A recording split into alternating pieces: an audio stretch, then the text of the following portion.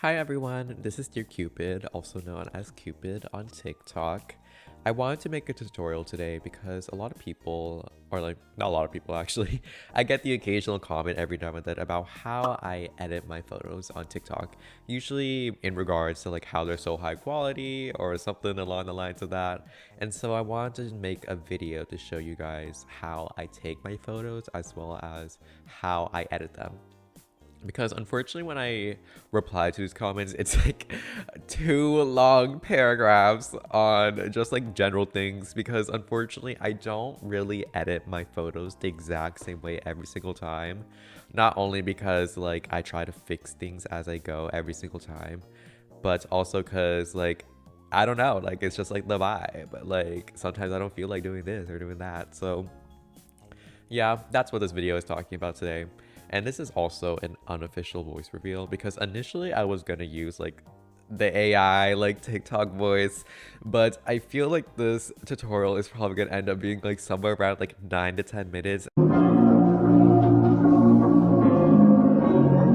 And you don't want to hear that like crazy lady speaking probably in AI at you for like 10 whole minutes. So sorry, I just burped. I will be doing the voiceover. So I hope you guys don't find me sounding too annoying because I do sound a little monotone at times and I also have a stuffy nose right now. So I'm pretty nasally. So I hope you can bear with me for this video.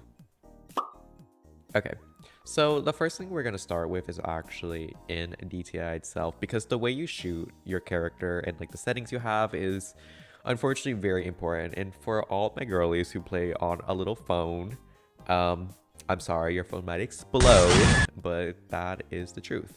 So the first thing I'm going to show you is my graphics quality. So I use full graphics when I'm taking my photos, and in DTI itself, I also have my graphics quality to the max because we obviously want to capture every single little bit of detail when we're taking our photos.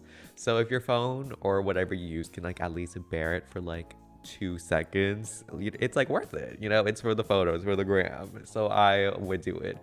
And fun fact, it's only as of recently I started shooting my photos using shaders, but I'm not gonna lie, I really don't have super intense shaders. I only have like maybe 1 or 2 settings on, which is like smart sharpen and stuff, because I actually don't really like the look of shaders in Roblox. I think it looks a little uncanny sometimes and just like looks a little muddy. So I really try not to use shaders, especially when I play. I don't think shaders looks good when I play, and my computer will literally explode if I do. But for today, I will not be shooting with shaders. I'm just going to be shooting with the DTI camera and just whatever this is. Talk about is the photo booth itself, because there's actually a couple features you can use and like manipulate to get better lighting. But unfortunately, I tried like 20 times to get into a lobby where I can manipulate those settings in the color menu. Which, okay, I'm not gonna lie, I don't know if you'll be able to see this because this is gonna be like in the aspect ratio of a TikTok, so you're probably not gonna be able to see my color menu, but I don't know, I'll just like Photoshop it on top of it and like try and show you guys. Anyways, DTI is unfortunately very, very, very glitchy when it comes to the photo booth. And so I can't really show you guys the settings I want to because I couldn't get them, because you kind of just have to reload into a game until you get into like a version that like has it, and I couldn't get into one today, so I don't know what's happening. But the first thing you'll see is the color of your background, which I usually just shoot on white because I don't know, I really like the look of the white backgrounds. Usually when I'm like thinking of a concept in mind when shooting my photos, I'm usually referencing some sort of like editorial shot or like just something clean and simple. I really don't try to go all out unless I'm like editing after and I'm like, oh, I want to like mix it up a bit with some like cool editing, then like I'll do that. But when I'm usually shooting, it's just like a white background. I really don't use patterns. I mean, I think some of them look good, but like most of these kind of just look bad. Sorry. So I really try not to use the patterns because I don't know, it doesn't really fit my page and I don't really like them that much. About is the other settings in the color wheel that you can use, and the first one is green screen, but I think after that is like pin light, or like the second setting I usually care about. But the second setting actually allows you to manipulate the light that is like pointing at your character and the color of it and the intensity of it, because I think by default DTI's light setting is also bright white, which can be good for some things. For me, at least, I like the look of that, where it's kind of like overexposed. And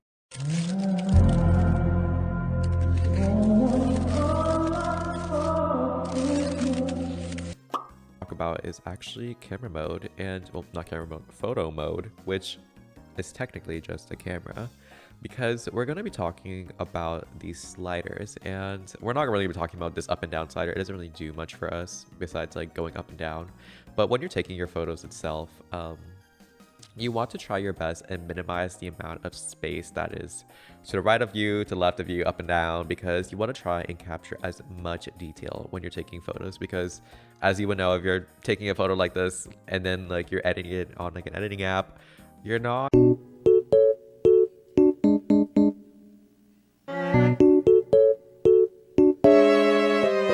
And this here is not actually what, like, it's zooming in technically too and zooming out, but what this actually is your focal length. And if you've actually like used the camera before, you might like be familiar with this. And I'm not gonna like sit here and like explain focal length, because even again, I'm not a professional, I'm not a photographer, I'm not, you know, like I don't do this for a job or anything. I kind of just like search it up and like Google every now and then and like get a general idea. But basically, you don't want to shoot with your focal length looking like this, because what will happen is that, like, I don't really know how to describe this. It kind of looks like you're looking at your character in real life. So everything kind of gets this like fish eye effect, is like zoom out. If you've ever taken like a 0.5, like this is kind of like what you see, or like what you see in person when you're looking at someone. So your goal when taking a photo in DTI is to make it look flat, where everything is just even and all you see is just your character. So generally what you can do is, one, just stay in the middle here and zoom in. This will do just fine. But for me at least, I really like when my background and my character kind of just like blend in. And as you increase your focal length, which is like going over here, I know it looks a little whatchamacallit, weird that I'm going to the left and saying I'm increasing it, but technically I'm increasing my focal length.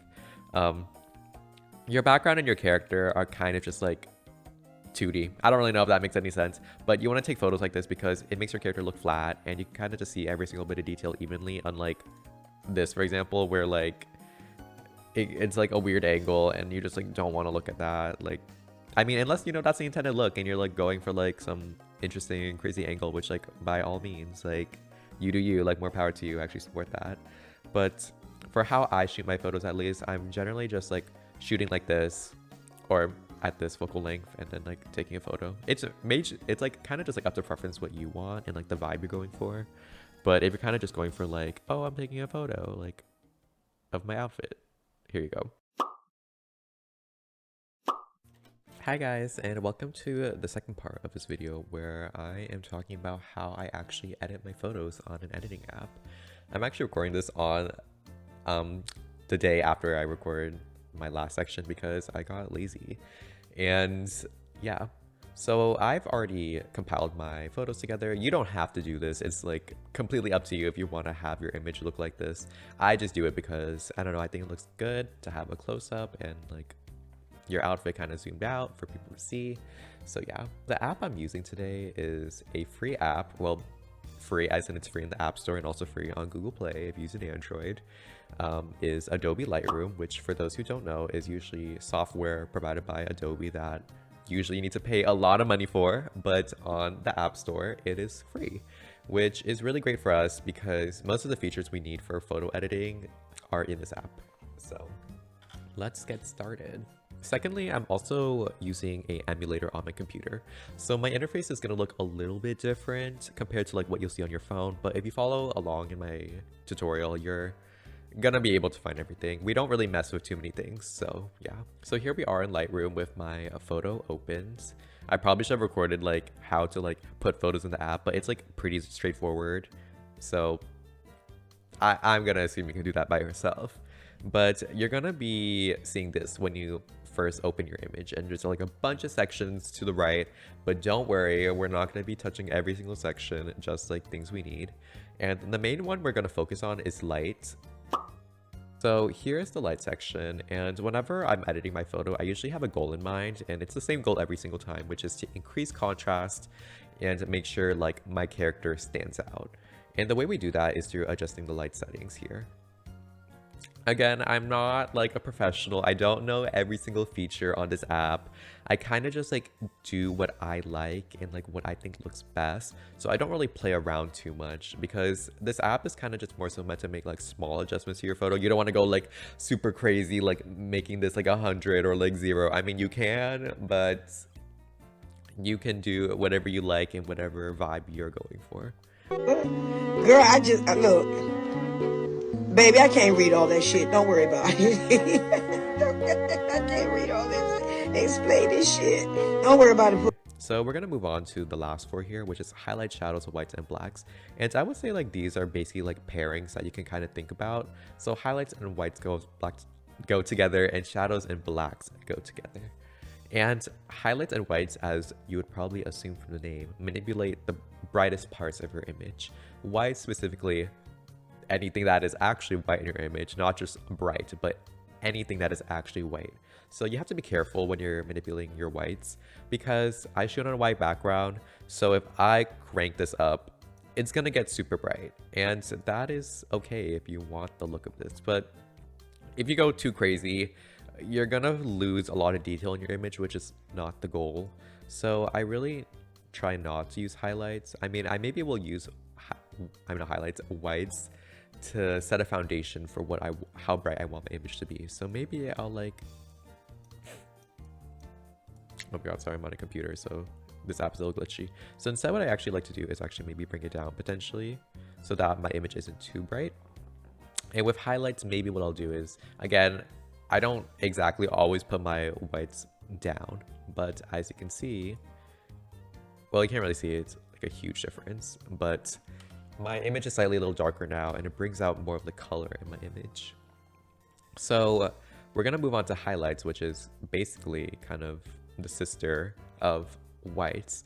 And when you bring highlights up compared to whites, it's not actually bringing every single thing that is like bright white up. It's only bringing anything up that is kind of like the mid-tone of white, so anything that's like kind of bright, or aka the highlights of the photo. So and if I bring it down, then it's also not as dark. So again, you can go for whatever you look and want. I kind of like the look of it being pretty bright and seeing the highlights because it adds contrast to my photos and it kind of looks more detailed that way. So you can bump the highlights to whatever you like, but I kind of just like maybe going 50 over here. And yeah. So next we're gonna move on to shadows and blacks, which is basically the same thing as highlights and whites, but in the opposite direction, where blacks again controls everything that is black in your image. But the thing is that I don't actually have black in my photo, so this tool might struggle with finding what exactly is black in my photo. As you can see here, if I bring it all the way down, my image gets darker because it's trying to pick up on anything that is potentially black, but we don't really have any blacks in my photo, and most of my outfits I use in the same color palette, so I don't actually mess around with blacks and shadows that much. What I use these 2 tools to do the most with though is just bring shadows or like introduce them into my photo, which you can do by just putting the slider down. And what will happen, as you can see, is that my character is getting a little darker. And what that is doing is because it's taking the current shadows in my picture and bringing the brightness of them down, which makes it so that you can see them more. I don't usually bring it down this much, like my image is already starting to look a little muddy, so I may bring my exposure back a little up here. And then I kind of just play around till I like it. So again, I'm not really making any huge changes. My goal is basically just to bring out the shadows and bring out the highlights so that it looks more high quality, if that makes any sense. I'll probably create like a preset for you guys to play around with.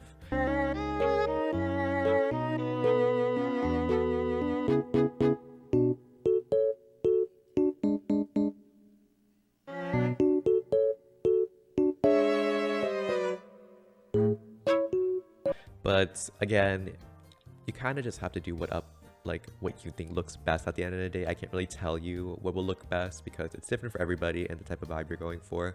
This is just what I generally like to do, which is bring out the whites and deepen my shadows just to create contrast without using these two. So next we're going to be talking about color, which is the section right below light. And I don't actually play around with color too much either. I only kind of use like 2 of these. And the 2 I actually only really, well, 3 technically. And we're not going to be talking about color grading today. I do use color grading in the color mixer tool, but these are a little harder to understand. And for like the sake of today's video, I'm not going to be going over these because I don't know, they're kind of complicated, and you really don't need to use them if your photo already has the right colors. Do you know you have 30 minutes? Are you kidding me? 30, yes. Anyways, back to color. We have the first slider here, which is temperature, the second one, which is tint, and the third, which is vibrance, and the fourth, which is saturation. And again, these are, you can kind of just like assume what they do based on the name. So temperature here, you can make your photo either really warm or really cool. And you only really use this tool if you're trying to correct temperature in your photo. And because my photo is shot on like a bright white background, you can't really tell if it's like too cool or too warm. But if it looks too warm, it'll probably look something like this. And what you'll want to do is actually bring your slider down so that you can introduce a lower temperature, aka like cool colors, to even it out. So I don't really need to do that right now because my colors here are completely even. Maybe it's like slightly a little warm. Every now and then I'll like maybe bring my temperature down so that it gives it kind of like a more cool tone effect. But it's completely up to you. I don't really use it all that often unless I'm trying to color correct. So next is tint, which is similar to temperature, where you're using this to color correct your photo, whether it's too green or too purple, which, as you would probably know, these are actually complementary colors, sort of. So they actually cancel each other out. So, no, they're not actually complementary, because complementary of green is red, but whatever. Usually you just want to use this tool if you have too much green in your photo, which, if I could, pick up the slider, your photo will look too green if it looks something like this, which you kind of just have to train your eye to know that like this looks too green. So what you do is just make the slider towards the purple section and cancel that green out.